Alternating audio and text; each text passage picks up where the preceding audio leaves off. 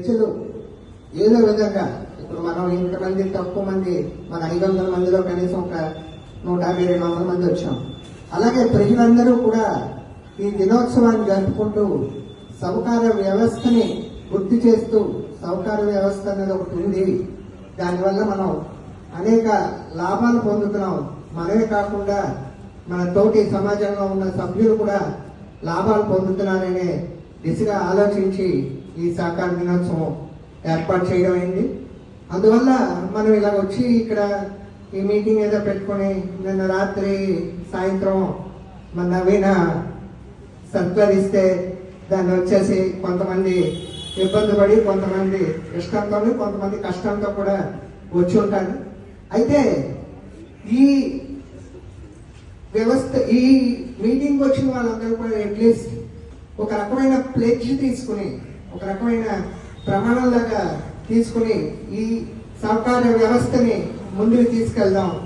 ఈ ముందుకు తీసుకెళ్లడంలో కూడా మనందరం అంటే అందరం సహకార వ్యవస్థ అని చెప్తున్నాం, కానీ ఒక మనిషి ఇంకో మనిషితో సహకారం చేసుకోకుండా అసలు లేదు.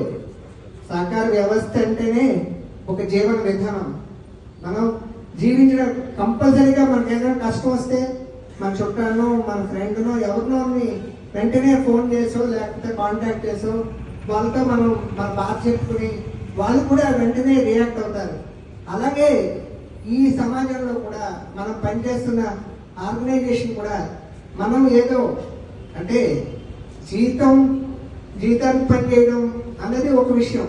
కంపల్సరీగా జీతం ఉండాలి, మన తాలూకా ప్రాబ్లమ్స్ ని అలాగే మన తాలూకా జీవించడానికి కావాల్సిన డబ్బు ఉండాలి. అదేవిధంగా తోటి వారికి కూడా మనం సహాయం చేస్తూ ఈ వ్యవస్థలో మనం భాగంగా ఉండి మనం ముందుకు తీసుకెళ్ళామనుకోండి మన బ్యాంకు అభివృద్ధి చెందుతుంది, తోటి వారు కూడా అభివృద్ధి చెంది ఈ వ్యవస్థని ముందుకు తీసుకెళ్ళడంలో కూడా మనం కూడా ఒక పాత్ర వహించిన అమితానందం క్వాంటిఫై చేయలేం. అందుచేత నేను మిగతా వాళ్ళ గురించి ఏం చెప్పినా చెప్పకపోయినా నేను నా గురించే చెప్తా. ఆంధ్ర యూనివర్సిటీలో 5,000 రూపాయలతో నేను ఇంజనీరింగ్ చదివాను. అది ప్రజెంట్ గొప్పది. యూనివర్సిటీలో ప్రొఫెసర్కి 1,00,000 రూపాయలు జీతం ఇచ్చిన రోజు కూడా నా దగ్గర 5 సంవత్సరాలకి 4,920 రూపాయలు ఫీజు కట్టాను. మరి నాకు ఎవరు చదివించారు? వాళ్ళు చదివించారు. చదివిన తర్వాత నేను ఎక్కడ పని చేశాను? అదేనండి, ప్రజలు ఆ ప్రజల డబ్బుతో చదివించారు కాబట్టి నా జీవితాన్ని సరిదిద్దుకుని అవకాశం ఉన్నప్పుడు సంఘ ప్రయోజనాలు కాపాడాలి. నన్ను చాలా మంది మిత్రులు అడిగారు, రామకృష్ణ గారు మీరు అసలు ఈ రకంగా డబ్బులు తీసుకోకుండా ఎందుకు చేయడం? కొంతమంది చెప్పారు కూడా నాతో చెప్పారు. నేను చెప్పాను, నేను అదర్స్ గురించి భరించడం లేదు.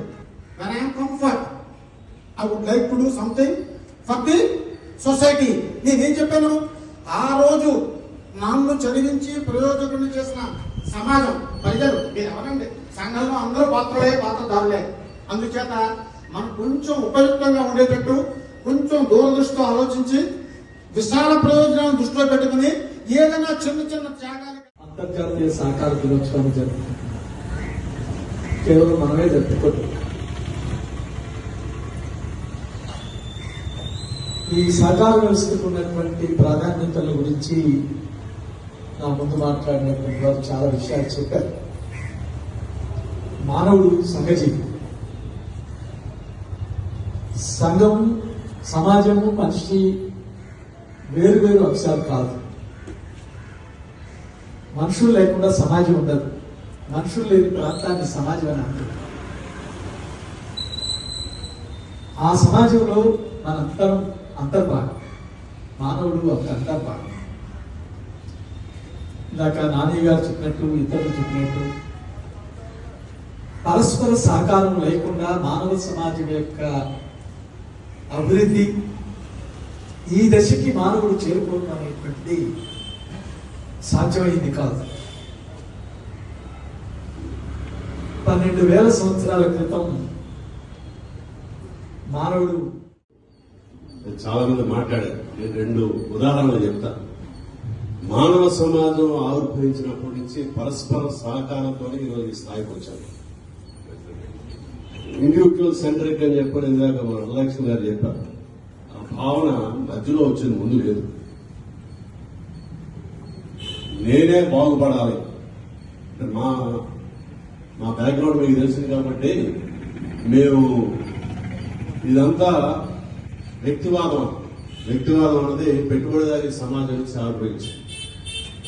అంతకుముందు అది లేదు. పెట్టుబడిదారీ సమాజంలో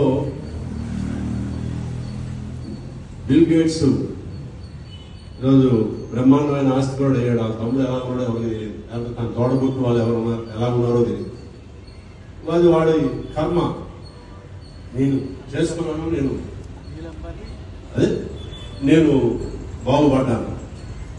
లేకపోతే ధీరుభాయ్ అంబానీ ఆస్తిని సంపాదించి ఇద్దరు కొడుకులకు ఇచ్చిన తర్వాత ఇప్పుడు ఎవరి పేరు ఇంట్రెస్ట్ ఉంది మనకి? రెండో వాడిని మర్చిపోయాం కదా. జైలుకి పంపించేయకుండా ఈరోజు సమాజం అంటే మన ఈ సమాజం అతనికి రక్షణ కల్పించింది.